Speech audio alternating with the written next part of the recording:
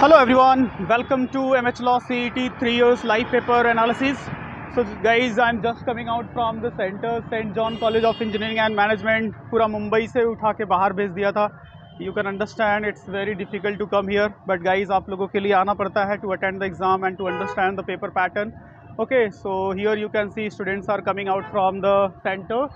And if I will talk about the paper pattern and कैसा था difficulty level, so guys paper was easy to moderate.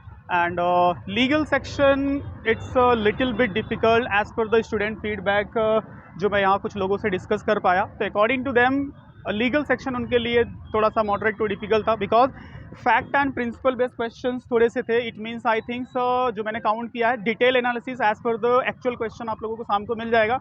तो शाम को 7 to 10 के between सारे सेक्शन का mostly live and actual paper का एनालिसिस मिलेगा. तो चैनल से आप लोग कनेक्ट रहना. मैन्यूअर जो लॉ एंट्रेंस का चैनल है उससे आप लोग कनेक्ट रहना. एंड देन इवनिंग को सारे एक्चुअल क्वेश्चंस के एनालिसिस मिल जाएगी. अभी जस्ट आपको एक छोटा सा ओवरव्यू दे रहा हूँ कि जो स्टूडेंट के फीडबैक्स में डिस्कस कर पाया. तो legal sections little bit moderate to difficult because fact and principle question ज़्यादा थे. रीजनिंग काफ़ी ईजी था, ईजी टू मॉडरेट था, मतलब डुएबल था. एक ही पजल्स था, बाकी सारे के सारे क्वेश्चंस जो ट्रेडिशनल रीजनिंग है. एंड एक दो क्वेश्चंस आए थे असर्शंस एंड स्टेटमेंट, इस टाइप के क्वेश्चंस भी थे. और ज़्यादातर ट्रेडिशनल रीजनिंग के क्वेश्चन थे. सिलोजिज्म से एक क्वेश्चन था, डायरेक्शन का क्वेश्चन था, ब्लड रिलेशन का क्वेश्चन था, रैंकिंग का क्वेश्चन था. सारे basically overall traditional reasoning cover था. एक ही पजल्स का सेट था. And if I will talk about the English, तो इंग्लिश के 3 RC थे. 5 क्वेश्चन के लास्ट में दिया हुआ था. ईजी RC थे, ईजिली पढ़ के कोई भी सॉल्व कर सकता है. And idiom and like synonyms, antonyms, sentence correction, narrations, active wise, passive wise type के क्वेश्चंस. ये ऐसे क्वेश्चंस जो लास्ट हमने बीएड में भी देखा था, इसमें भी हमने देखा. तो इस टाइप के क्वेश्चंस पूरे भरे थे. एक्चुअल क्वेश्चंस आपको as it is what was the correct answer, what was the actual question, सारे डिटेल्स एनालिसिस मिल जाएगा.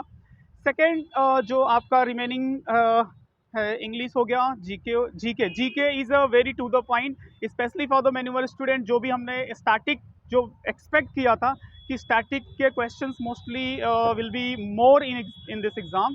तो जिन लोगों ने स्टैटिक पे अच्छा खासा फोकस किया होगा तो डेफिनेटली काफ़ी अच्छा स्कोर करेंगे वो in a static part. Current affair से काफ़ी लेस क्वेश्चन थे एज एक्सपेक्टेड, और थोड़े से पुराने क्वेश्चन भी पूछे गए थे. Like FIFA football world cup के जो क्वेश्चन पूछा गया था, फीफा फुटबॉल वर्ल्ड कप कौन सी कंट्री में हुआ था, तो ये लास्ट ईयर 2020 अगर से देखें तो 2 से जो लास्ट में हुआ था दिसंबर मंथ में, वहाँ से ये क्वेश्चंस पूछा गया था. काफ़ी क्राउड है, आप देख सकते हो. काफ़ी स्टूडेंट्स बाहर आ रहे हैं बिकॉज ऑफ एग्ज़ाम सेंटर.